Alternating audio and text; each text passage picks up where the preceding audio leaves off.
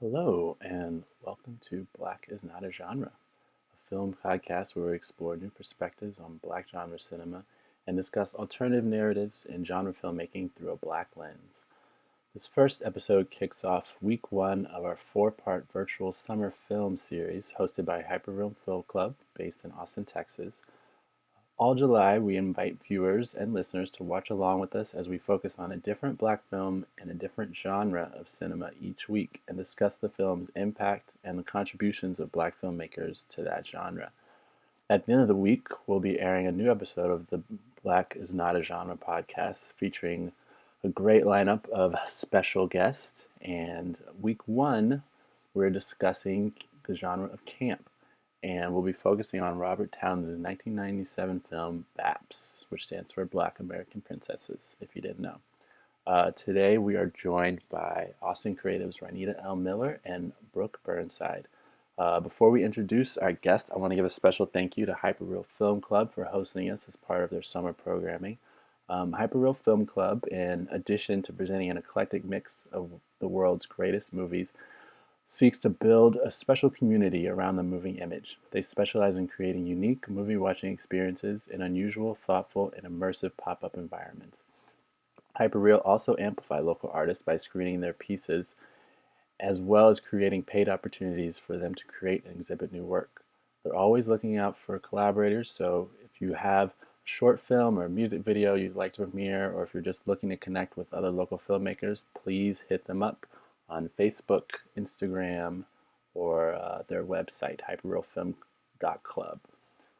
With us this week to talk about BAPS and the importance of Black camp, first we have Anita Miller, a self-proclaimed film school dropout. Anita Miller is an actor, comedian, and writer who's played lead roles in the short film Beta and the short film series entitled We Are that was premiered on Issa Rae Presents YouTube channel. She's a founding member of the award-winning group Damn Gina, which is Texas' first all-Black woman-identifying improv troupe. So thank you for joining us. Also with us today is Brooke Burnside.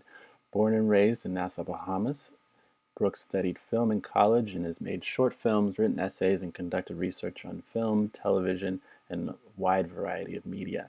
In an effort to further develop her skills as a creator, she pursued a degree in architecture and is a recent graduate of the architecture school at the University of Texas at Austin. She is also a multimedia artist whose work includes drawing, printmaking, and digital collage, and she is a 2020 recipient of the Big Medium Art Residency sponsored by The Line. So welcome and thank you for being here, Anita and Brooke. So, as we talked about, the goal of this series is to discuss genre film in a way that is more inclusive of the contributions of Black filmmaking, and to also reframe and recontextualize some films that are possibly been miscategorized by mainstream film theory and critique. And this week we're talking about camp, which is kind of a tricky category. Everyone seems to have their own definition, typically deals in humor and irreverence. One of the more seminal texts on camp is by Susan Sontag in her famous essay, Notes on Camp. Here's a few lines in the way she describes it. Camp sees everything in quotation marks. It's not a lamp, but a lamb. Not a woman, but a woman. In this way, the term resembles Linda Hutchins' very similar understanding of parody, which Hutchins offers as one of the major characteristics of postmodern art. Camp's relationship to kitsch is a close one. Camp could be said to be a self-conscious kitsch. As Sontag writes, many examples of camp are things which, from a serious point of view, are either bad art or kitsch. She also acknowledges that some art which can be approached as camp merits the most serious admiration and study. Sontag also distinguishes between pure camp, which amounts to a kitsch that takes itself so seriously that we can now see it as hilarious. In other words, the camp sensibility is on the side of the audience, not the author, and camp which knows itself to be camp and is therefore already making fun of itself. So with regard to BAPS, which we just watched, that is what do y'all think of when you hear camp, and taking into account what Sontag is talking about? Where do you agree or disagree, or what are your first thoughts when you talk about camp? We can start with you, I'll Brooke. go ahead and say Ronnie, we'll that start with Yeah, you. you go. I did not read that Sontag essay because I read so many things that have referred to it Yeah, that exactly. it like completely killed my interest in that, especially because it's written heavily through the lens of whiteness. I mean, it like doesn't even recognize pretty much any Black art at all. So there was no real point in me reading that, I felt like, especially because I'm just gonna say it. I feel like we do it best. Like we do it best, and there's so many great examples in the Black film canon that don't get the respect that they deserve outside of the Black community. So I really wanted to keep that frame of mind as I watched this movie and thought about this movie. So I purposely avoided that line of thinking altogether. Love it. Yeah.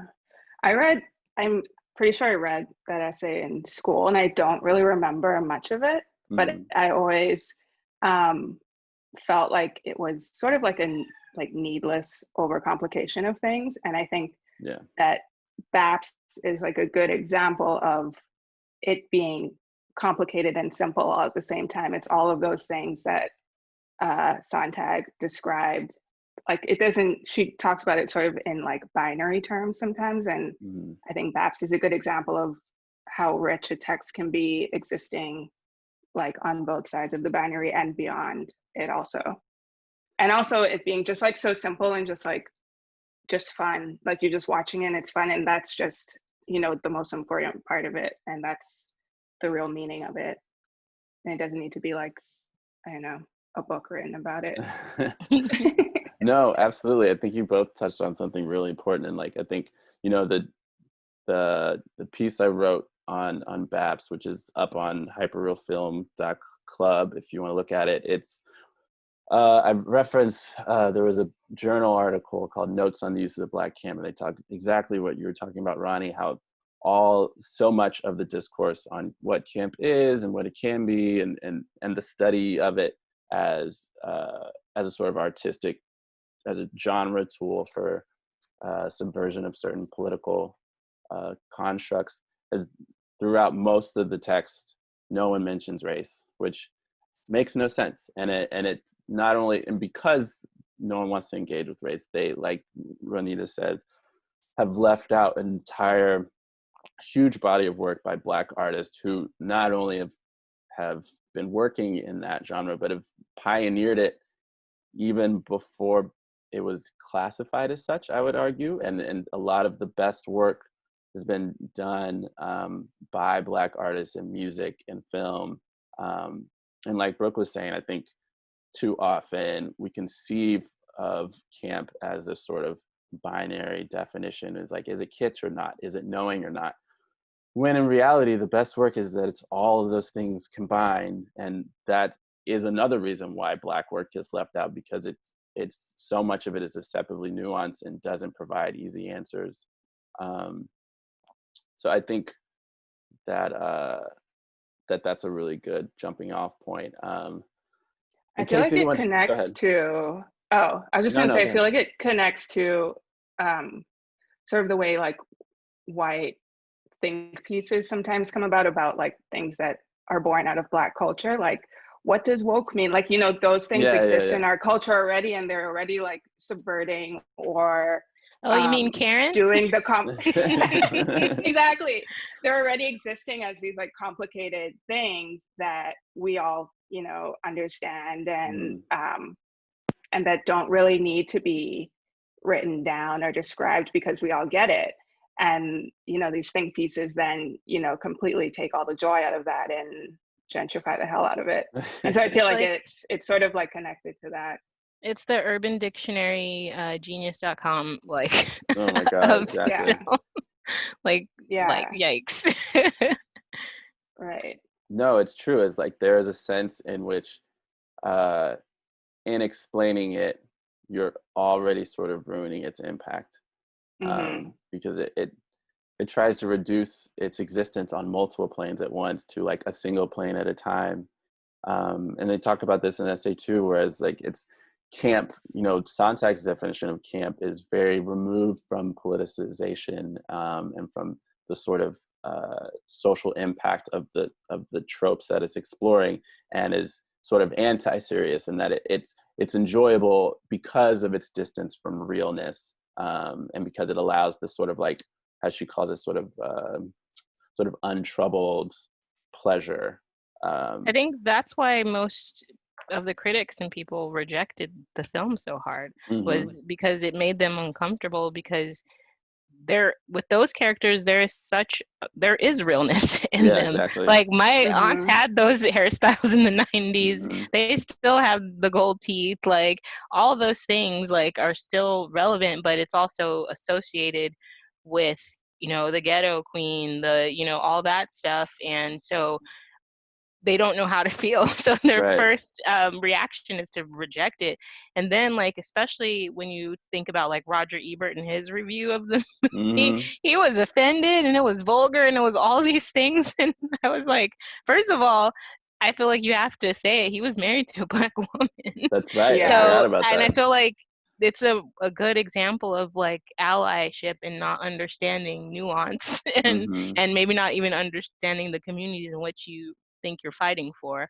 And so it felt like they were just so uncomfortable with these characters or these people and the reality of them, that they couldn't see it as camp. They couldn't see it as anything else. It was straight misogynoir, like, it just was. No, that's exactly right on the nose. There's a certain discomfort of being able to hold both at once, being able to sort of hold this idea of what makes you what type of packaging makes you comfortable around Black women, and then what type of packaging they actually come in all ranges, and sort of this idea of rejecting, of like this idea of like nobly rejecting a stereotype, but while also like perpetuating the issues with it to begin with. Right. And I think it's also important to note, like, the regional specificity of things. Like, the women in the movie were from Athens, Georgia, which is not very far from Atlanta, Georgia, where the Bronner Brothers, like, hair expos used to be. And I remember growing up and going to the beauty shops. My mom had a friend who had one in her home, and so we would go there and we'd look through those catalogs and those, like, periodicals and everything that came from those conventions, and the hairstyles looked like exactly like that movie. They were, done up huge. They were, like, crazy. You've seen the, like, memes with the girl with, like, helicopter hair. All that stuff is legit real. It's legit Black culture. It's legit, like, art, and it's really impressive and really cool. And it's one of the things that we celebrate as a culture, what other people might see as ghetto. And I think especially now when we look at BAPS through a lens of what's going on today, especially in fashion, like, oh my God, everything in that movie is beautiful. It's like watching BAPS and the Nanny. I'm like, like, that's my, like, 90s, like, style dreams right there. Absolutely. And Ruthie Carter gets a lot of recognition for the look of the movie, which rightfully so. And it's interesting now to look back and immediately be able to recognize, like, a Ruthie Carter, like, production or, costume, because there's so many of them in our childhood, so many of them in this particular genre as well. Absolutely. When we think about Five Heartbeats, Sparkle, all that stuff.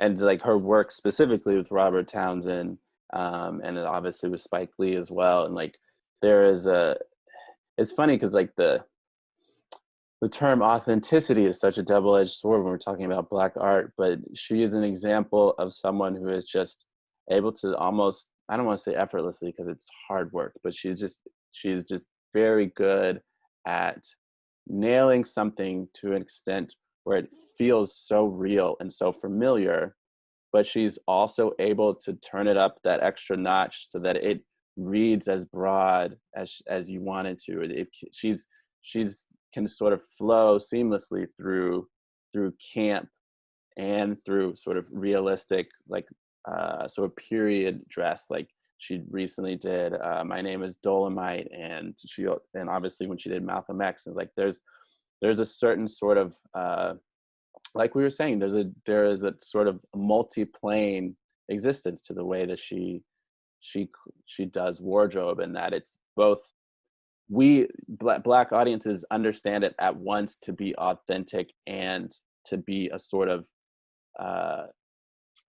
like beautiful exaggeration of our memory in that sense too, which I think is one of, and it's something you can really see in BAPS, particularly since, you know, everything on the runway now is like things that white people rejected in the 90s as tacky, yes. which is why this film is so great. Brooke is back. We had a technical cutout, but we're good. We were just talking about costuming. Are y'all hearing beeps? Are you hearing my text? Are you? Oh, okay, good. Okay. No, we're good. I'm hearing it, but I just wanted to make sure y'all weren't. Okay, good. Are you, we were just talking about costuming and wardrobe, Ruthie Carter's wardrobe for BAPS. I don't know if you had any thought about that. We were talking about sort of this notion of authenticity, but also like simultaneously sort of this sort of exaggeration or like enhancement of memory also. So there's this line that she's playing with the entire film, and you also see it as you know, there are certain iconic looks that everyone sort of reposts when they're talking about BAPS, but the range of looks in the film is incredible. It's it's wide. It evolves over time. Like you can tell there's this sense of like when they're able to shop with, you know, Mr. Blake more, like it's not just that they have access to money, but it's like they're picking really nice pieces because it's sort of subtly revealing, like it's never been about their taste. They have great taste. It's all about access, and you can sort of see the way their looks soften and like very much there's sort of like a glamorization that happens. I don't know if you have any thoughts about that. You mean when Halle goes platinum? When she goes hella platinum. Yeah, she foreshadows her turn as Storm with that white wig. It's probably like the exact same wig. Yeah, I hope so. No, I think I keep thinking about that first scene with the toast when you know, she takes it back and she just scrapes off the burnt edges and takes it back, and it's still the same bread, you know. And so I feel like that's like a good probably like reading too much into it, but it's probably like I think it's like a good metaphor for, you know, you can take these women out of their environment and put them in this like white environment and give them all these like new means of access and new means of wealth, but they're still the same people and they still have the same taste. They really don't, I think they grow as people in the film, but they don't really change. Like there's not like a huge like, and another thing connected to that is that which I think is sort of surprising, and I think not really what I would expect for like a mainstream film, that they stay with the same men that they were with before they came to this space. You know, one of them had the option sort of dating a new person who turned out to be like the worst, but they still go back to, you know, they sort of remain who they were at the beginning of the film in a lot of ways. So they're like that piece of toast, the same bread. That's not reading too much into that at all. That's perfect. I think that's exactly, it's such a clever play on the like rags to riches Cinderella thing, where it's like they have all, in this sense, I think that sometimes the audience is expecting the sort of upgrade and this idea that like, you know, they move, but you're right. It's like they grow as people, but they don't change. And they also, you know, that is a nice element that I hadn't thought of in terms of them staying with the same men, and not in a way where like, oh, they go back to these men who are holding them back. They actually force the men to step their game up, and they consummate the genuine connection that they had. And then they both have more resources and more growth to work with as a relationship. I think that's really important and incredibly intentional on Townsend's part. Just in case someone hasn't watched it or watched it too long ago, just a quick synopsis. So BAPS is sort of a campy comedy, rags to riches, came out in 1997. Robert Townsend, at this point, he's kind of a hot commodity. Hollywood Shuffle was very successful mainstream in terms of putting him on the map as like an up and coming satirical filmmaker after doing a lot of work in stand up. Halle Berry was kind of got top billing in this film. She made her debut in Spike Lee's Jungle Fever in like 92. And I think at this point she's done a few films. What else did she do at this point? She was in Losing Isaiah, and she was in Boomerang, which was pretty successful. And we might probably talk about that when we if we cover romantic comedies. So she's kind of on the precipice when this came out. So some of the scenes where she goes crazy over seeing LL Cool J and Heavy D, it's kind of humorous because she's like kind of right. She's not quite that famous, but she's kind of right there. So she's really sort of playing with this sort of fourth wall of celebrity. But the film is her and Natalie Desselle Reid, who I believe this is her first film. She's incredible in it. She's hilarious. And her timing and rapport with Halle Berry is really great. They play two waitresses in Decatur with sort of dreams of opening their own hair salon / restaurant. And they see an ad for auditions for it to be in a Heavy D video. They go to the video. They don't exactly kill it. This mysterious Italian guy says he has a different music video for them to stay in a mansion. Turns out it's this creepy nephew of a very wealthy man who wants them to pose as a granddaughter of this Black woman who was part of the help on his great uncle's estate growing up, who he fell in love with, but it was a forbidden love. So the plan is he's dying, and and in order to comfort his grandfather or his granduncle while he's dying, he has these two women sort of hang out with him, and in return he pays them. Obviously he has nefarious intentions, no spoilers, but it doesn't turn out to be what it is. But I thought that there's a couple of things Townsend is playing with. First of all, he's definitely playing with this sort of like plantation affair sort of history, antebellum history, with the white guy falling in love with the help, but like genuinely falling in love with the help. And he's both not hiding the harsh history of it, and also playing it to the advantage of these characters into sort of a fairy tale, which is essentially what Babs is. It's a camp fairy tale. And Mr. Blakemore is played by Martin Landau, who is a very famous screen actor. He sort of came up the ranks doing film and stage. He did Mission Impossible on TV. And then he had a sort of resurgence in the 80s. He got a Academy Award nominee for Ed Wood, another camp film about B-movies. So it's a very interesting choice because Martin Landau has this career that spans the very serious and the very campy, and he's an instantly recognizable figure. And I think he actually does a really good job in the film, sort of playing this interesting sort of noble but very actually caring sort of white patriarch.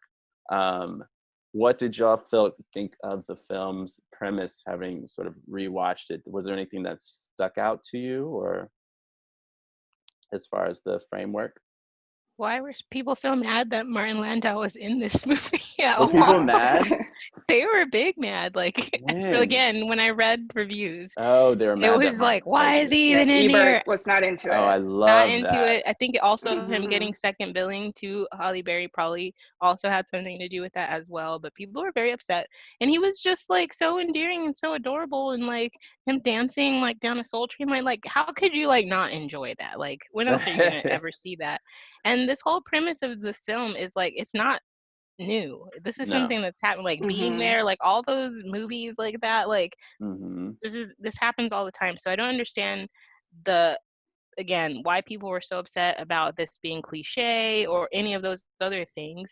I think you brought up a good point about the fact that normally we see Black people, especially Black women, as slaves or servants or caregivers. And my grandmother was a caregiver to a young white kid. And when that kid became a certain age, she was not his caregiver anymore. And who knows what happened to that guy.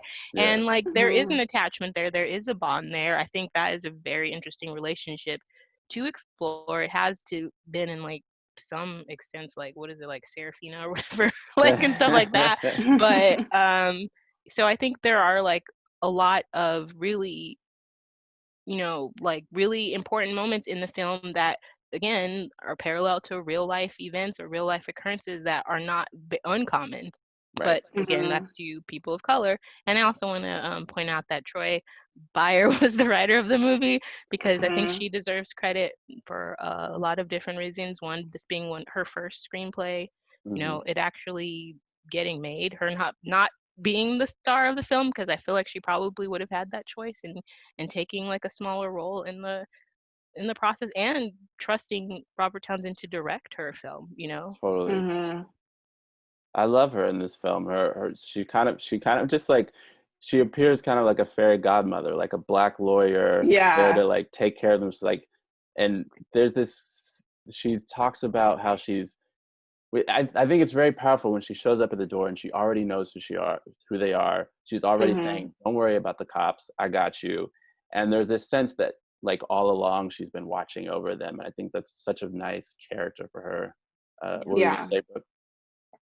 Oh, just connected to what Renita was saying, I think it's these moments when like reality seeps into the movie that I think really white audiences did not know what to do with. And even like in Ebert's review, he talks about the scene in the plane when with their hair, and he's like, you know, it was almost funny, but then I saw how like inconvenienced the white characters were, and that just like kind of killed it for him. And so it's just like, you know, he was able to go along with it until he saw a character that he obviously saw himself in, you know, being sort of confronted with this magical sort of characters, and that just, he could not take that. And so and I think you talked about that in your essay also, about how the sort of seeping in of reality is something that Townsend really like sort of anchors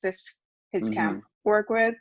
But I think that the sort of existence of those two worlds in this film, white people just could not wrap their heads around it. Absolutely.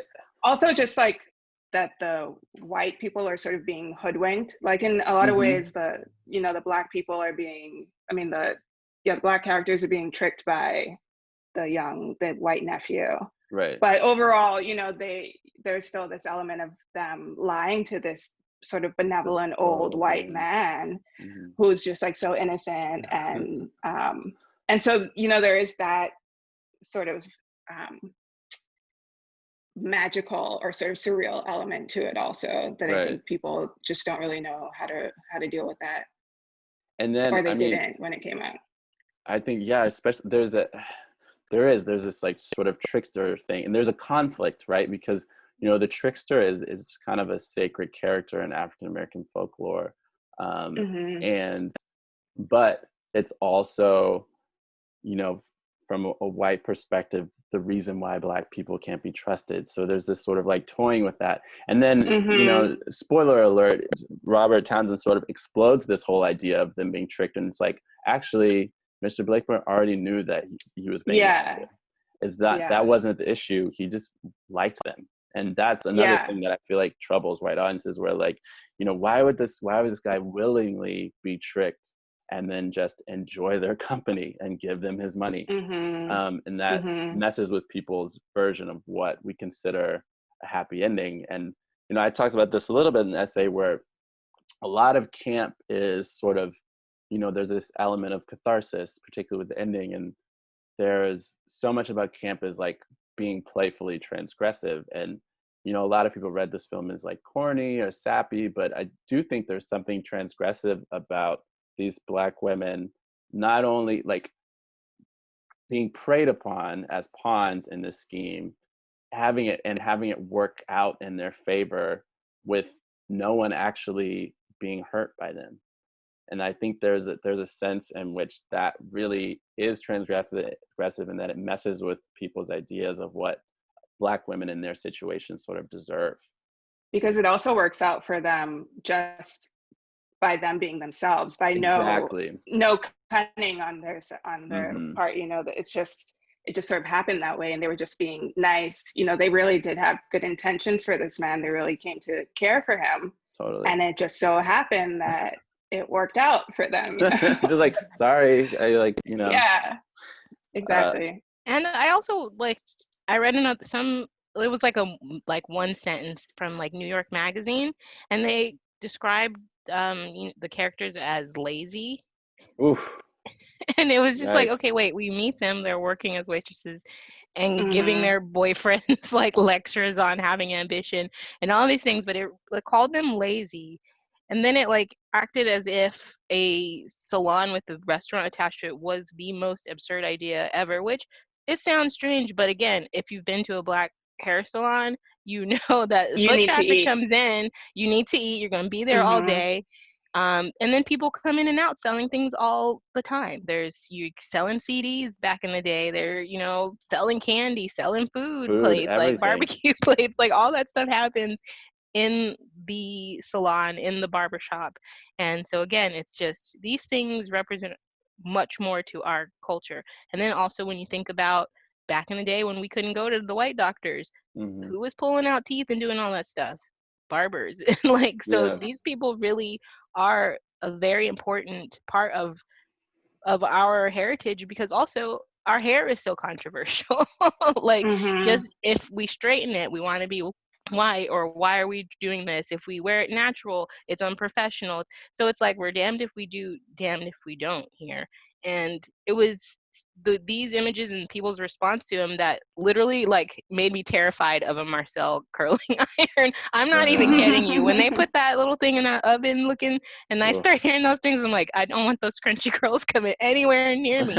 And now I look at those like images and I'm like, oh my God, it looks so cute. It looks so cool. And it's like, that was something like even within myself, I had to learn to fight and to battle. And I've been watching The Real Housewives of Atlanta, and there are two episodes.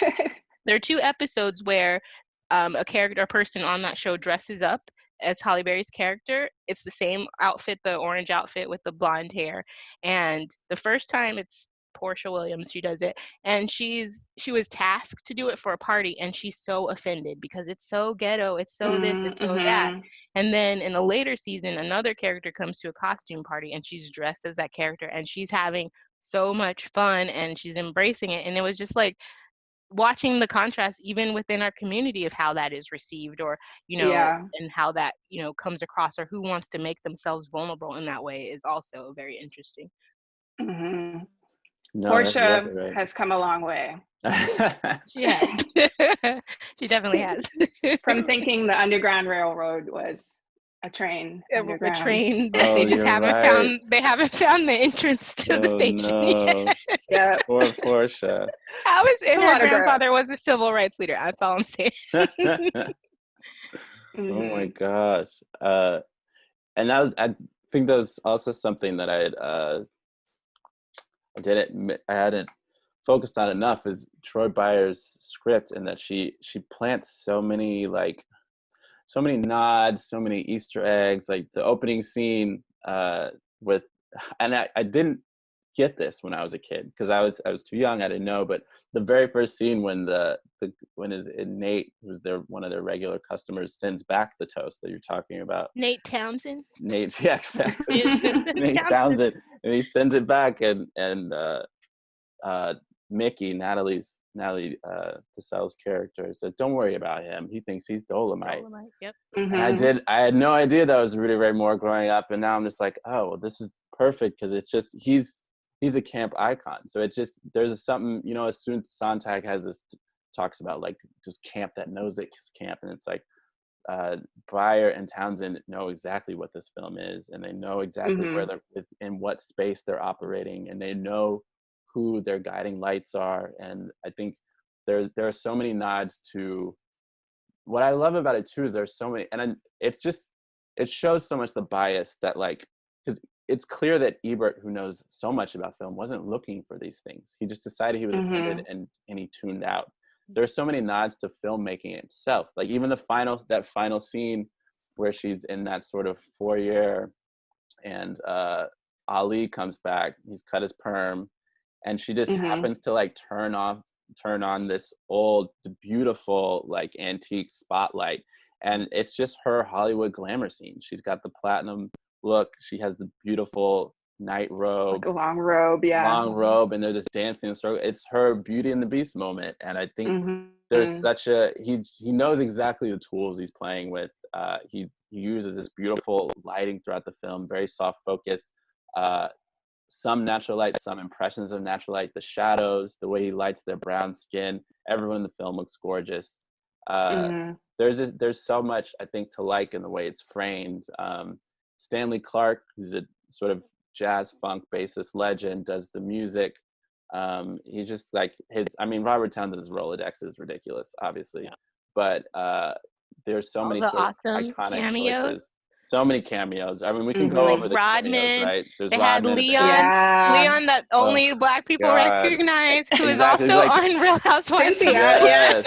What was that meme thread on Twitter? Is like black? Is it famous or Black famous? Leon. Black everyone famous. in this movie is Black famous. Black famous, definitely. It's great. Heavy D being like Julie Brown at the being end. very charming and like smooth, and you're like, how is Heavy D like this attractive? I don't know. R.I.P. Well, remember him on Living Single? Yeah. Yes. Regine dated him, and he was very smooth then. Very smooth. Just so sweet. Yeah. Yes. True. Very true. She misstepped with that one. When you're talking about Hollywood movies, my favorite part, or not part, but my favorite outfit of the movie is when she's got the platinum bob and she's wearing that like fuzzy purple sweater, and she looks like she's out of Paris, Texas. Oh my god, like I'm like obsessed with that look, and I was like, yeah, like film studies based on It's so good, and it's so good. Now too. It's just the way they introduce every outfit. I'm like, I could wear that. Oh my god, so many looks. I mean, there's the original iconic one, and then they sort of the looks they bring to LA, the matching denim and red look that they change into, the one where they're in the kitchen cooking, with the black top, and she has the black and white floral dress with the peasant sleeves or whatever. Obviously all the looks when they go, the shopping spree is just a whole fashion show. And all when those they have patterns, like all the prints, very relevant right now. Like it's exactly what's on the stacked runway. heel, like just high waist, like everything with like boas and like feathers and all that, just everything. Like it's like Lil' Kim Crush on You video.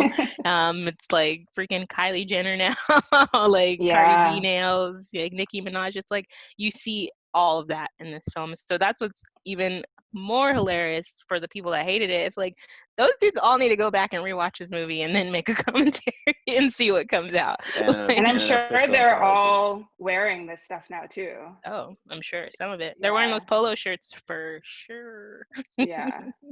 I think I think as far as even from a style perspective, you know, who knows what's secretly on people's mood boards, but this film gets left out. And, you know, films that were somewhat contemporary, like a little bit later, Romy and Michelle's High School Reunion, which I kind of compared their Rotten Tomatoes scores on Instagram, and Clueless. Those are all reference pieces and sort of style journalism, and Babs gets left off, even though it was before both of those. And then if you think of Clueless just being like Emma or whatever, so that's the other thing when like things are being called cliche or whatever. It's like, how many times have they made Emma and like Jane Eyre and like all these other things, but we can't have ghetto characters on TV or whatever? Like, what? I don't get it. Like, I don't understand. No one gets it.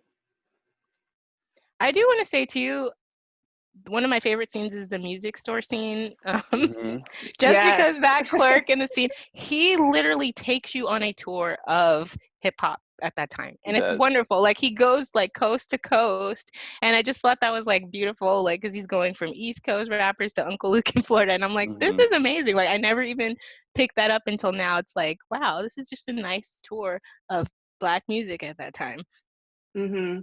And then, of course, all his ad-libs are just his ad-libs, his dancing. Yeah, he really does. He just lays it all out. The woo-ha is great. What did y'all think of the Manly character? What's his role? He was kind of hard to place. That's the cliche role, that uptight butler dude. I mean, that's a standard. Yeah. I mean, and they treat him like a cliche also by calling him Alfred. Right, exactly. Which I thought was so like another tool of like bringing us into like their world and like that character, like because they're just roasting him, you know. Exactly. it's like completely harmless. It's like what we do. And he gets over it. He doesn't write a letter but it's to also have very 150 like authors sign or something. That characters like that always feel the need to be the gatekeeper and protect these people that have so much wealth and security and all these things. Like it's always those people that are the ones that are like, no, you're not supposed to be here, which is always very interesting, is who's protecting these classes of people and who's enforcing those boundaries, because it's usually not the people of that class. Yeah, exactly, which goes back to like, you know, the whole plantation history. And yeah, I hadn't thought of that, but that's really interesting. No, I think the class thing is really interesting, because I think at the very end of the film, there was a line that I felt like maybe Bayer was sort of trying to create this alignment that they hadn't really seen, this sort of, not only just like him sort of realizing some of his preconceived notions, but also this sort of class alignment where there's a line when they're about to leave and he's saying goodbye and he says, "First class is really nice, or so I've been told." So there's like idea that he's never flown first class. So he's realizing that he's been a gatekeeper for this lifestyle that he's actually been locked out of too. And that he has more in common with them than he does with Mr. Blakemore, who he's trying to protect. So I thought that was a really sort of powerful sort of, and again, he's not like, I think the film, like when I started rewatching this, I was like, did I make a mistake? Is there less going on than I thought? And I don't think that's true. I actually think there's a lot going on in the intersection of race and class. It's dealt with a very sort of light wink and a nod that I think goes underappreciated. And then on top of that, there are just some moments that are just as funny as I thought they were, which I think is quite a feat. Were there any other standout funny moments?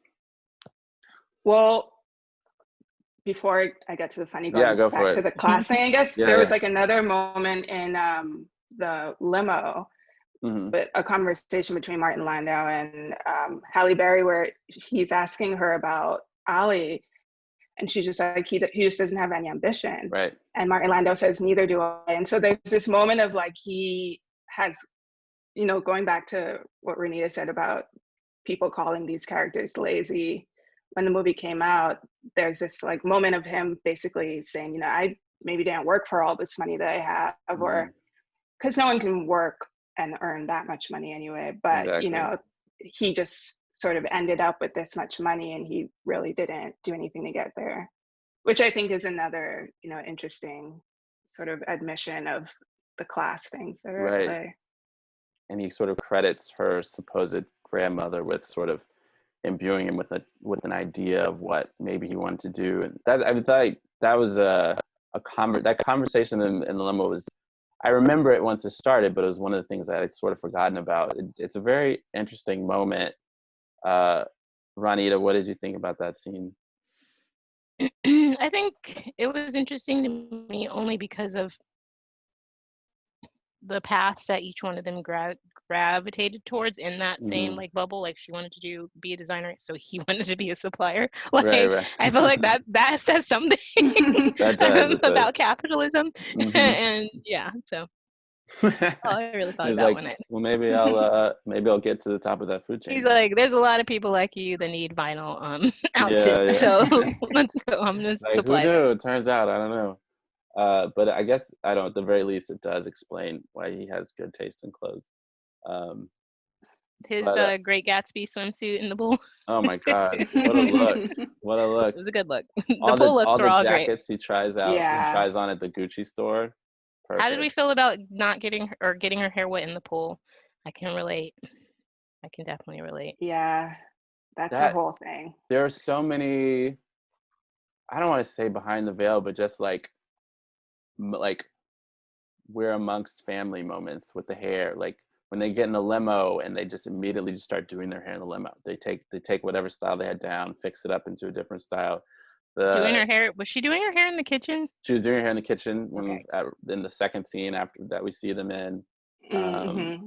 There was, yeah, I mean, I think getting the hair wet in the pool was, it was memorable for so many different reasons, but for me, it was also memorable in that there's a certain like pang of, and obviously y'all can speak more of this too. There's a certain pang of like, oh no, but the way he treats it and the way Halle Berry sort of like lightly scolds her. She's like, I told you to wear a swim cap.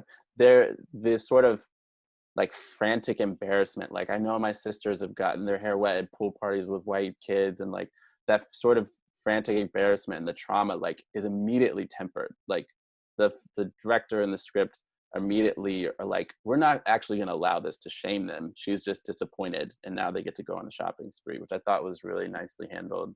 I don't know what y'all thought about that scene.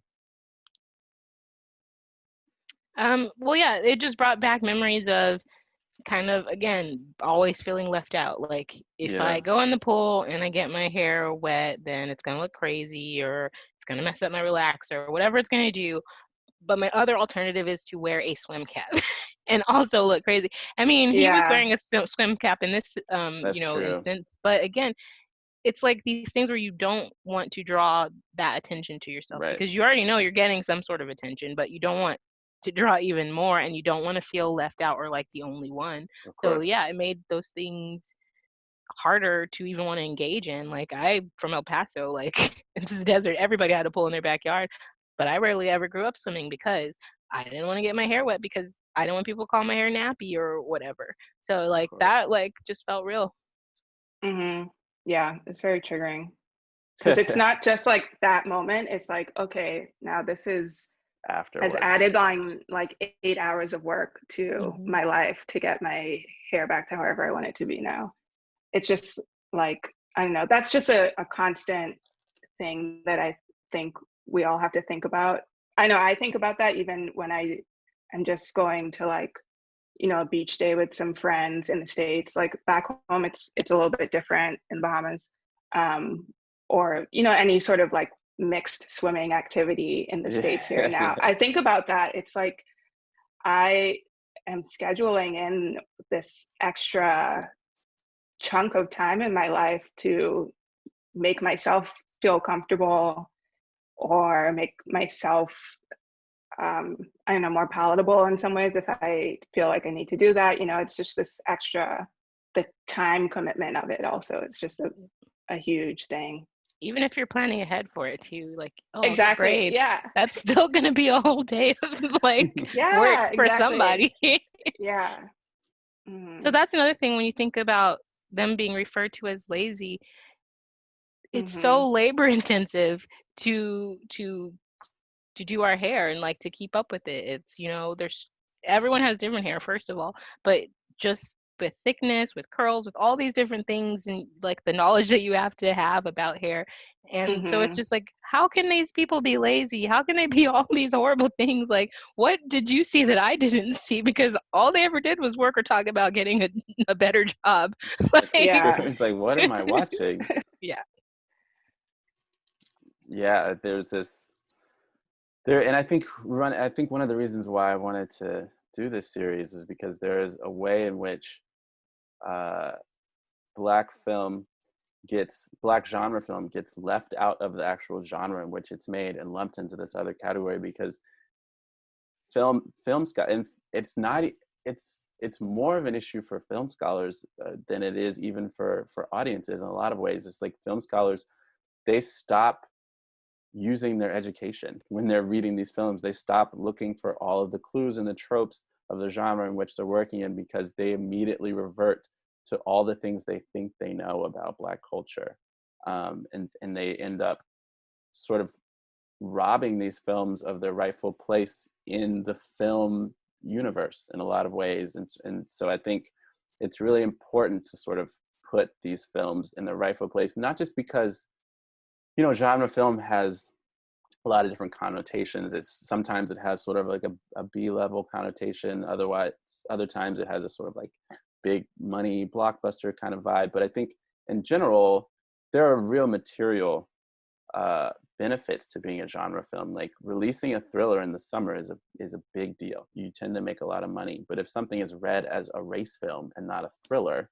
like you know, one of the impetus for this film was I talk about how a lot of the films in the 90s new wave, which BAPS is kind of on the tail end of, are sort of lumped into these sort of explosive race films, like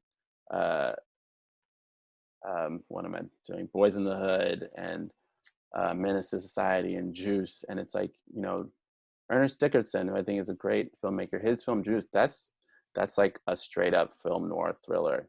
And Menace to Society has more in common with Platoon than it does with even Boys in the Hood, in terms of, you know, Boys in the Hood is probably the only one that is sort of has this aim towards being a morality tale. But the others are totally different genres. And I think there is, I mean, because of when they came out, they made plenty of money. But I do think when we talk about, when people start constructing canons in particular genres, there is a sense that a lot of these films get left out and the craft that went into them gets left out. I don't know if y'all had any thoughts on that regarding BAPS or any other film, any other Black camp films that you feel like deserve mention in this category. I will say that I think that's the danger of categorizations like urban. Like when we think about music, when people try to lump rap, R&B, hip hop all together and it's just urban. And so that can just be anything. It means basically Black. And so I think also as a person who, you know, writes and is in like a lot of things that get peer reviewed in the writing process, those are the kind of feedback you hear a lot, especially when you're in a group that's not as diverse, is, well, I've never seen a Black character do that or be this way or have that role. And it's like, yeah, because you haven't been exposed to, they're Black dentists, they're Black doctors, all these things that you've never experienced doesn't mean that they don't exist.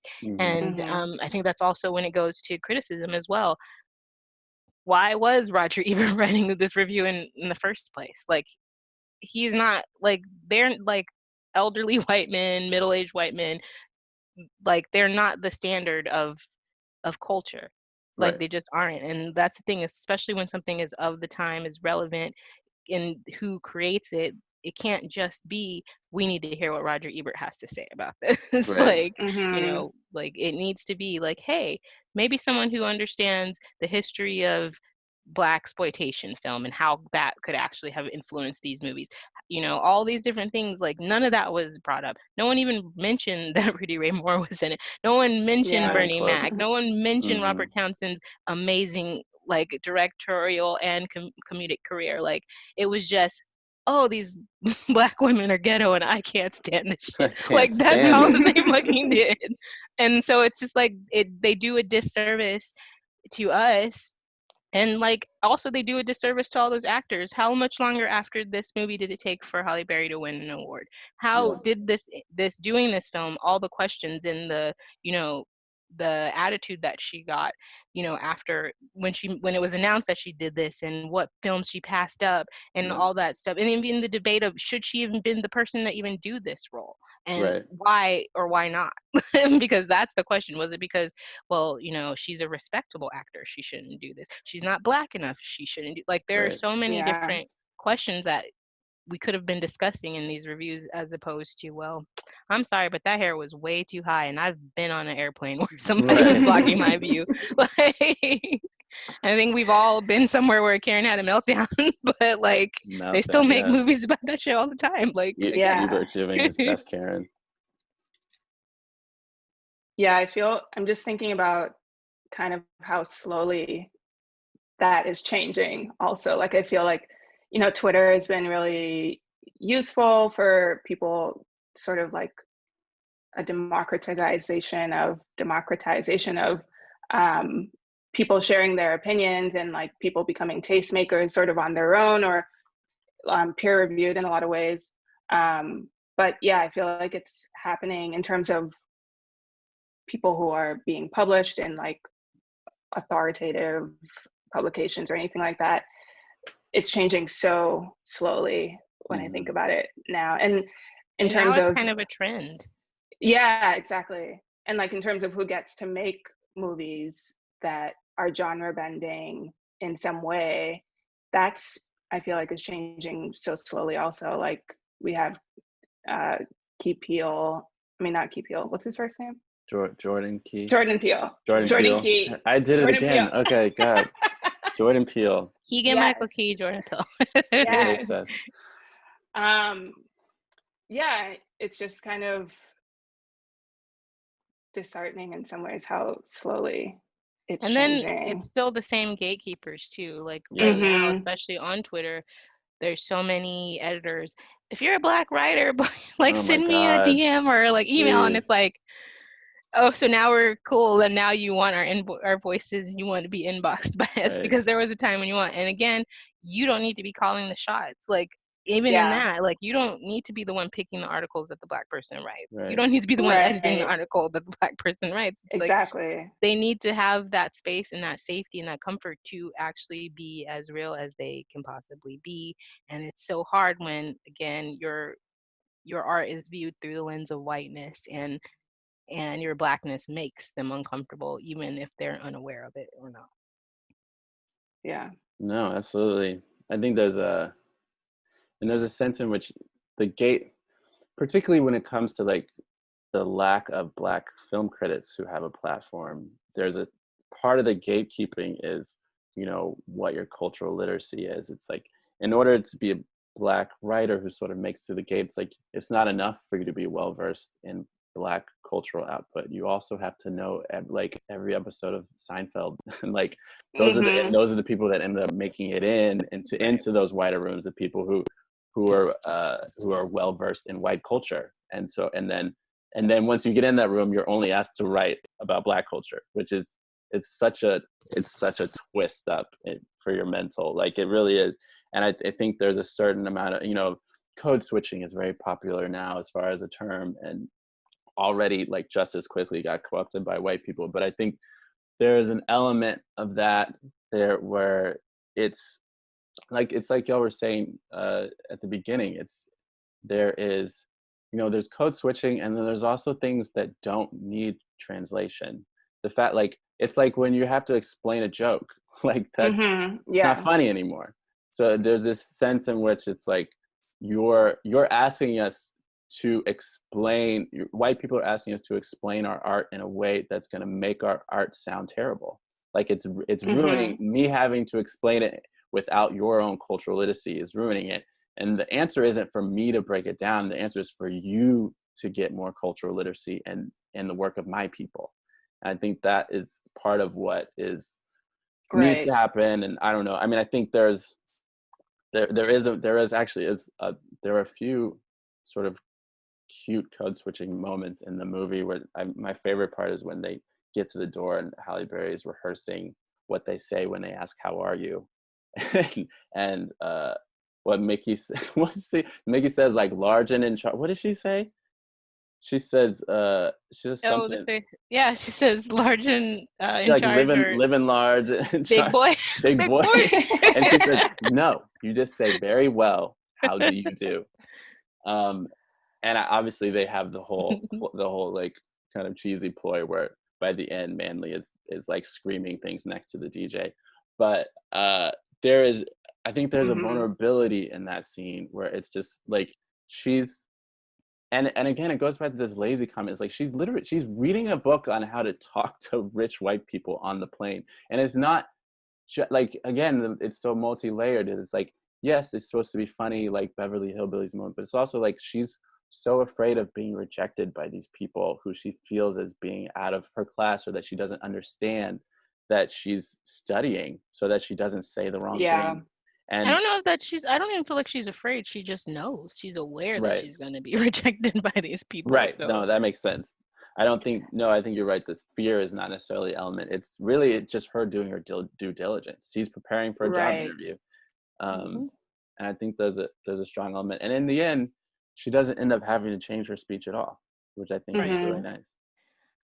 I think there is like this problem that white people have where they can't stand to not be included. I think my favorite example of this is, why can Black people say the N-word but white people can't? I think the problem isn't the N-word. The problem is that I can do something that you can't do. Oh, 1,000%. And I feel like that is what this movie does to people. Is like, oh, I can go in there and I can see all these things that you can't see, and that is why you have the problem. It's all these different things. No one out, they're not going to be able to have this conversation. They're not identifying Marcel curling irons. They don't know anything about the waterfall hairstyles and like, you know, tracks and all these things, like, you know, gel sets and everything. Like, it's just a whole different world. And that's why representation is important. But and then they don't have the inquisitiveness about it, or they just feel like it's too much. I'm just never gonna be able to. And I think never gonna be a thing I get. This movie could have like recouped all its box office like money. You know, it was like what, 7 million, and it would cost 10 million. It could have, I think, if it had proper reviews, it would have stayed in theaters longer and people would have seen it. Like, look at all the Tyler Perry stuff and all this stuff. Like, certainly this is just as good, if not better. Like, so there is no real excuse for it having done so poorly, except for the gatekeepers got in the way. Absolutely. And there's definitely this element of like, I'm not in on the joke, therefore it's not funny. And there's it's really, but it had to be funny for someone's first script to get greenlit. Exactly. It had to be funny for Robert Townsend, Bernie Mac, Rudy Ray Moore, all these people to be involved. It had to be funny for Halle Berry to read it and actually sign on. Martin Landau had to see something in there. Like, these people had to see. So that's also a thing. What did they see that you didn't see?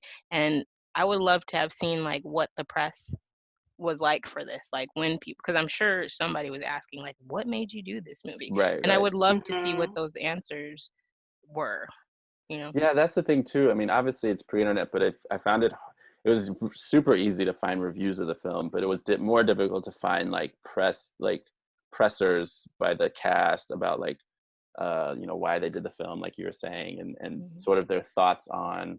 I would love to see one of those sort of anniversary kind of round tables with the people involved in the film and some of the things they were thinking and what it was like to shoot and how they dealt with the critical response. I mean, eventually Black people loved it. I think this movie, I'm hoping this is true because this happened a lot for Black cult films. I'm hoping they made enough off once it went to VHS to recoup a lot of the money they spent. I'm sure it was played on cable. I had it on VHS all the time as well. So I'm sure that like at this point. Yeah. It's canon. It is. I own it on Amazon now, so. Good. So now you got it. I mean, sorry that I gave Jeff Bezos the money, but I needed it. I know. That was also it was either, I can either give this to Apple or to Amazon. Yeah. See, gatekeepers, y'all. Yeah. It was on Netflix last year, but it didn't last very long. Yeah, it didn't last very long. I think it was only on there because they have Strong Black Lead as their podcast or whatever. Right. So I feel like it was like they got it on there and then maybe it was just for a limited time only. So weird. But just a promotional time period. Sorry you missed it.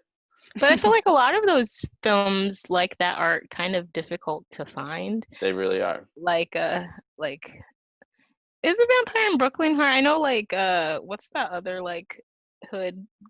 Tales from the Hood. Tales from the Hood. Like movies like that are just like we all saw that growing up or know about it, but like you cannot find that movie anywhere. Like I haven't looked. I thought about when I was sort of collecting Black films and genre. I definitely thought about that in horror, and I didn't think to look. I think that was Hardwick, who also did. Ooh, I had a question for you guys. Go ahead. Mostly because you guys brought up, you know, Jordan Peele, and now it's like Barry Jenkins, and like we have these people, and like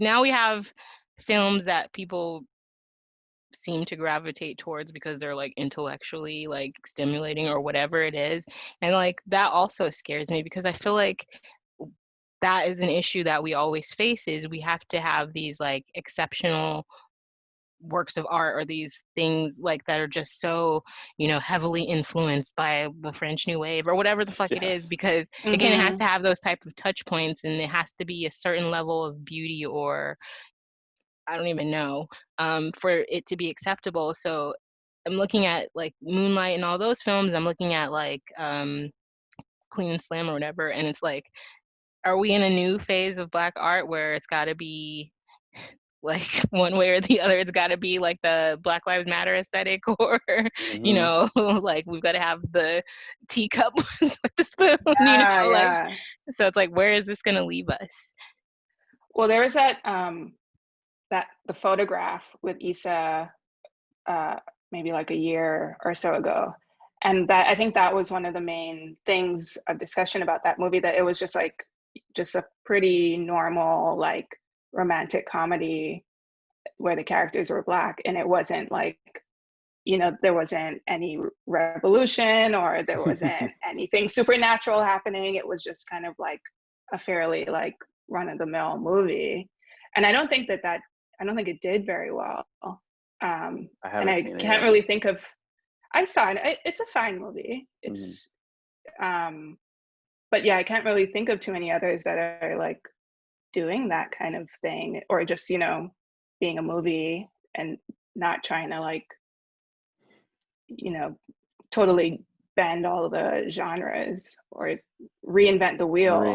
No, I think that's a good question to ask. I think there's always a sense in which whenever, particularly in film, whenever a Black filmmaker does something that catches the zeitgeist and is acknowledged as great by sort of the wider film community, it's great for him, but too often it's used as sort of as just another benchmark and another way to gatekeep Black art. It's like, so now, like you're saying, I do think that's a legitimate fear, that things won't get greenlight unless they look and feel are on the same sort of intellectual plane as something like Random Acts of Flyness or Atlanta.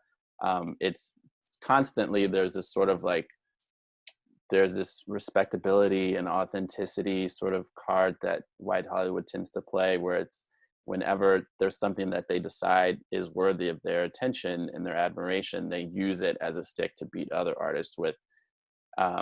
Whereas, you know, white artists can kind of make whatever they want. And I think one of the ways, I mean, two things. One, it erases the ways in which Black filmmakers have been messing with genre, like we were just talking about, for decades, since the beginning of film. And two, it puts, you know, Black artists in this sort of quandary as far as like what they want to make and what they should make. And it's obviously it's unfair, but I do think there are artists who are figuring out ways to make the films that they want without sort of placating this idea of what's considered great film or like groundbreaking, in the sense. There's this sense where it's like groundbreaking or bust that I think is hard to deal with. I always think of that Don't Be a Menace, and they're like, message. Yeah, exactly. Like, that's like how I feel like they want every movie to be like, message. God, we could do a whole podcast series on just the Wayans, the whole Wayans family. There's just brilliant.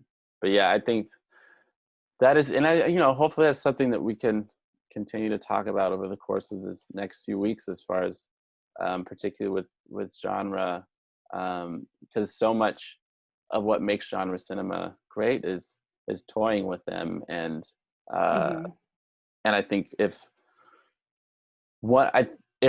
don't really know an answer to avoiding that trap and like not letting it be restrictive, but if there is an answer, I think, you know, maybe part of it is just making sure young filmmakers are aware that they come from a very rich history of filmmakers who have been doing this for a long time, so that they don't feel like they have to start at a deficit. They don't feel like they have to look towards this sort of like white canon of filmmakers to draw references from to impress people, that anything that they can find in that canon, Black filmmakers have been doing also. And that's really important for them to know. And I think that breeds a lot of confidence and self-assurance. Yeah. And I think the cultural elements of that are going to transcend anything anyways. Like it wasn't the quotes or the fashion or I mean, we remember all that stuff, but it was really like those moments that we could really relate to that are the things that have stuck with us like all of this time. So I think like you don't really have to worry about the message, and you shouldn't put the burden on yourself to be this representative for everyone, because I think the culture is in you and it's going to come out. Like it just is. Like, you know, so. No, that's perfect. I think that's great. I had one question for you guys though, before we go. What are like some of your first like memories of like camp? Like who do you think of when you think of camp? And like hopefully they're Black. No, exactly. I mean, I don't know. Brooke, you want to go first? No. I'll say first off, like, no, when I first thought about it, I was thinking Little Richard. Yeah. The I was thinking James Brown. Little Richard, like actual Little Richard. Like Little Richard, actual Little Richard. Of course. Wigs, all that stuff. James Brown, the capes, just all. There's like I was thinking music first. Yeah. And then and from there I'm just like mostly it's like music. I'm wearing my Purple Rain shirt, by the way. Yeah. Because hell yeah. And then I'm using my peacock or my flamingo because it's also campy. Pink flamingos, yes. I'm trying to think who else. I'm thinking of Scary Spice, which is a complicated one also.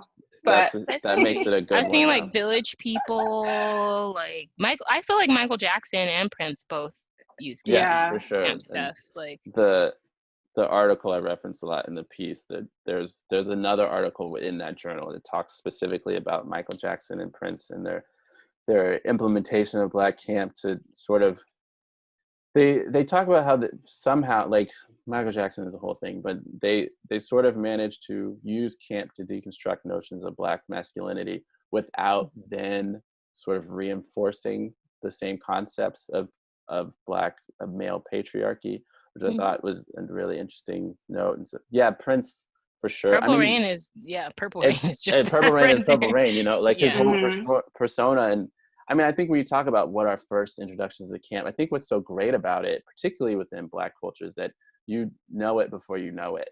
Like, you understand what it is before you have any language to describe it. So like Michael Jackson, you were just, as a kid, it's like, this is amazing. He's kind of weird, but this is amazing. So it's like, Michael, Prince, Little Richard. I also was thinking about growing up in the church, like the hats. Pastors. The hats, like totally. On Sunday, like the everyone church is the whole site of. Yes, sure. But like hats at church, because those things get huge. Those things block your vision. Absolutely. Speaking of that stuff, but like I was like, that is so camp, and I think the swag and all that stuff is bred out of camp as well. Like it's just. You just want to be special. You want to feel special and look special, even if you don't have them, like the means or whatever. And I think people who think it's tacky, or the people who think like, oh, you're poor, why are you wearing J's or whatever, everyone is flashy. Everyone is flashy. Your car is flash. Whatever you do is flash. I'm sure people love to say, well, rich people, you can't see the labels or whatever, but no rich person is driving like a freaking 1998 Honda Civic. So like there are different things that people buy things and express themselves in a way for a certain type. It's an armor, like especially for people of color, it's an armor. And I think the boldness and the audacity to dress yourself up and have that confidence to walk around like that, I think even that is subversive, because that itself makes people mad. Like I used to have a mohawk. People used to come and say like the craziest stuff to me just because I had a mohawk, and I'm like why? Like, how is this bothering you? How is this ruining your day? Like, oh, is it because I was walking around smiling and it didn't have anything to do with you? Is that what it was? So there's a lot of power in it. Yeah, I think that's the thing that's really interesting about it. It's like a way of, and I think this is also what is like grotesque to white audiences. It's like a way of like Black people or Black characters in film of like taking control over how they look or how they're being perceived, or like not even caring how they're being perceived because they feel good about how they look. And so I think that translating into like joy is really disturbing and grotesque for Black people. And I think that's what's like really, really interesting about it as a genre and like as a tool also. I just keep, every time we talk, I just keep seeing that Ebert review and he's like, vulgar. And all these like words keep coming up and I'm like, it's like, it makes no sense to me. And it actually pissed me. I was like very angry when I read that. It's one of the least vulgar films I'd ever seen growing up. Thank you. That's the thing. And he calls it boring at the end also, right? Like, I mean, I have a very short attention span. Those last 30 minutes are a little tough to get through, I'm not gonna lie. But it wasn't boring. It was definitely not boring. It's not that long. He's definitely reviewed a lot more boring movies. Yeah. It's one of those things where like, again, he's not reading the text of the film, he's reading the subtext in his mind, where it's just like, what you've actually just said is that there's something inherent about those characters that you find vulgar, which is your problem. That's not the film's problem. So there's a lot. Yeah, you're right. It's very heated. And that's so just absurd to have respectability politics in camp. Like it just is so ridiculous. The whole point is that you rip them up and make a movie that's fun. Yikes. I have a question also. Yeah, of course. What do y'all think about the fact that Martin Landau gave them that name? Oh, that's a great question. Yeah, I was thinking about that too. Yeah. But the person that actually says it is Troy Byers' character, right? She reads it as part of his will. So I was just like, well, at least she's the one that actually. Yeah, like she's nice. It's really funny because it's like it's one of the title of the film is one of the only things that's not actually common slang. I don't think. I think he made it up for the film. Well, it's like Japs or like Yeah. No, yeah, exactly. I like Jewish American prince. Like there's like other. Right. I thought I think that's true. That was another thing that I'd forgotten is that it's actually Martin Landau's character who coins the term, which I admit I felt a little some kind of way. I think it does soften it that Troy Byers' character is the one who reads it to them. Yeah. And I also think it's interesting that he makes them princesses, especially because in most like subcultures where again camp brought out like new slang and things, everyone's like a queen. Or like all these other things. This is very interesting that no, they're princesses. Yeah, I'm wondering I also wonder if that's sort of a nod to Lily. Like Lily was his queen and so they're princesses. But still weird, like monarchical talk.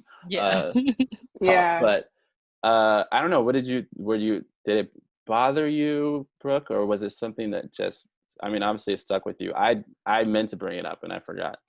I just didn't remember that when I first watched it, I guess. And yeah, I don't know. I didn't really know what to make of it. I think just always like Black American sounded like something a white person would say.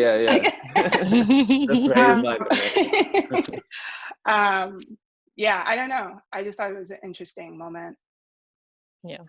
No, I don't know if it like. I don't know. Did people like start referring to themselves as BAPs? Really? Like, I feel like it was like jokey, but not like. I feel like it didn't catch on. Yeah, I don't think so. Sorry. Well, and then there's like wasn't there a reality show called BAPs too? Oh, I don't know. I think it was. Maybe. I don't know that it lasted very long, but I think there was one. That sounds like something I should watch. I mean, there's also in a sense in that like that film is also kind of it's kind of a time capsule. Like, I mean, Black culture evolves so quickly that like, I don't think that's commercially. I feel like it would be cool, but I don't think that's something that would translate into like an update or like a Netflix series in terms of like how it was done. I don't know. I just think it would have to change. It would have to evolve with the culture.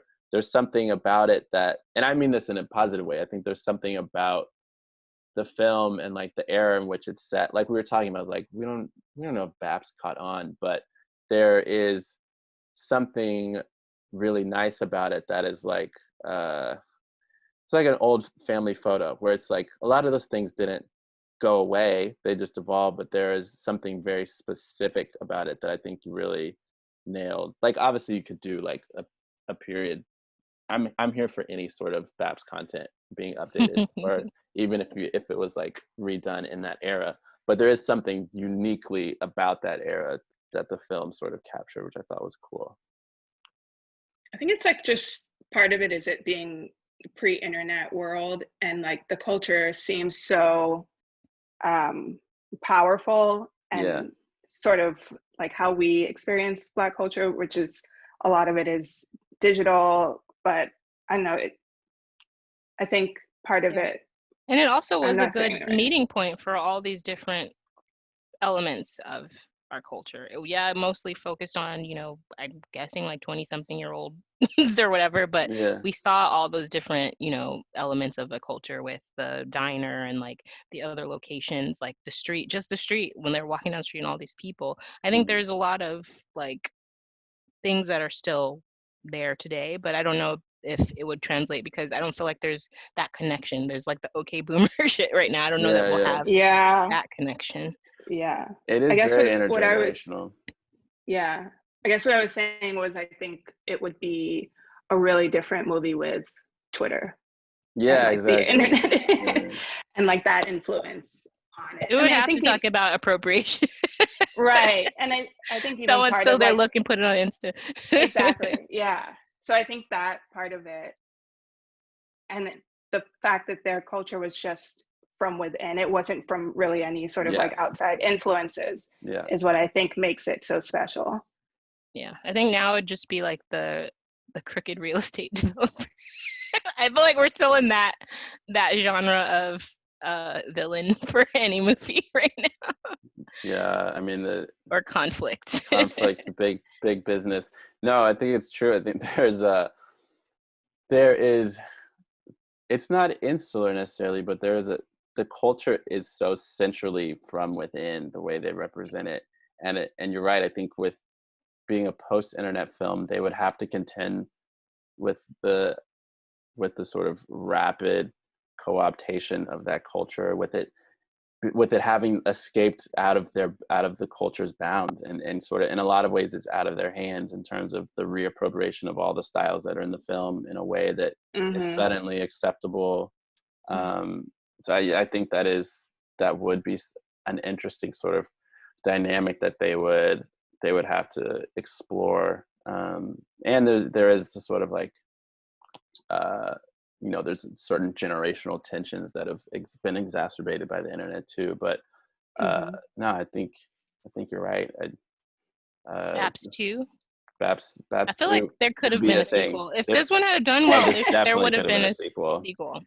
And it could have been great. It is a perfect candidate for a sequel. It really is. We'll probably get some weird prequel though that we don't want with Lily and a young Martin Landau. No, don't say it with Amanda Sternberg. No. We all did the Black people laugh when we did this. No. Oh no, please. Don't make that movie. Yeah, we don't need to see that. What's that dude's name? Ansel Egbert or whatever? I think that's it. That's probably it, right? I probably said it right. Who knows? Yeah. Oh God. Yeah. The prequel we don't deserve and didn't want. Really hope not. Maybe we'll delete this part. We'll edit this part out, so no one gets any ideas. Oh God. Any other thoughts on the film or just camp in general? There's so much though. There's so much. It's just it's a rich genre to talk about. And I think there's so much that deserves uncovering. Some of the movies that I like considered when talking about this, there's, and some of them are, I think, have no problem being categorized as camp, and others are different interpretations. There's an old film that one of my grandfather used to like called Cabin in the Sky. It's with Lena Horne. It's one of the older Black musicals. Mahogany, which I still haven't seen, but Me it's on my list. neither. I need to see it. It's another one that's a little bit behind. The fashions. Just watch it for the fashions. Really... And Billy D's. Billy D's in that, right? I know Billy Diana's D. in it, but sweet Billy D. Williams. You need to watch it. Sweet Billy D. Belly, which I love. Drumline, I would even put in that category. I love that film. We talked about Dolomite. There's a movie, Debs, which I think was the early 2000s. It was one of the first. I think it was actually the first feature length directed by a Black lesbian. I'm not positive, but it's our major studio. What else? Friday, Players Club, Five Heartbeats, Sparkle, which they did a remake. The remake actually, funny enough, got good reviews, but I didn't catch it. I didn't watch it. I love the original one though. I know all the songs. Yeah. Oh, one of the parts I loved about Baps was whoever the Italian guy is who ends up being in on the corruption. His whole story that he tells Mickey is just the plot to Coming to America. Yeah. Which is another nod to camp. Also, that would update pretty good to African Prince. Yes, absolutely. Absolutely. But yeah, I think there's a lot there. We could always watch more. The Last Dragon. I had that on my list too. The Last Dragon is fantastic. I love that movie. I think I have the soundtrack somewhere. with the theme song. Yes. When you got that close. I know the words. I need to stop. The Last Dragon, and there's an interesting, and there's always a blurring of the lines between camp and parody, which I think that's a whole nother Pandora's box. I wonder, Black films also yeah, like really how is martial arts handled in that? Because I feel like The Last Dragon was so heavily influenced by like Bruce Lee movies and stuff like that. Like, yeah, that's a interesting. Camp meets martial arts. Exactly. Camp, martial arts camp, its own category. Show enough. Well, if no one has anything else, I thank you for chatting. That was a great conversation. Is exactly what I was hoping we'd get out of it. And y'all were two of the first people that came to mind when I was planning this and trying to figure out how I can put together a program that's not me just blathering about nonsense. But yeah, I mean, before we go, is there anything you guys want to plug? Any socials you want to give out to people listening? You can find me on Twitter at Too Fat to Fly, but that's PHAT. Perfect. Yeah, my Instagram's Brooklyn Sideburr. I show my art there sometimes. Perfect. And my cats.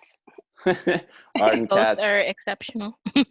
Quality content, basically the reason for the internet. Yeah. And I guess I never introduced myself. I'm Graham Cumberbatch. I'm a local Austin native, video artist and film enthusiast. And thank you for listening if you've tuned in. And keep up to date at Hyperreal Film Club on Instagram for the next 3 weeks films and podcasts. Guests will be promoting things throughout the week, and we'll let you know as soon as stuff is ready. This you'll probably be listening to this on Friday, but thanks for joining us. Take care. Thank you for having us.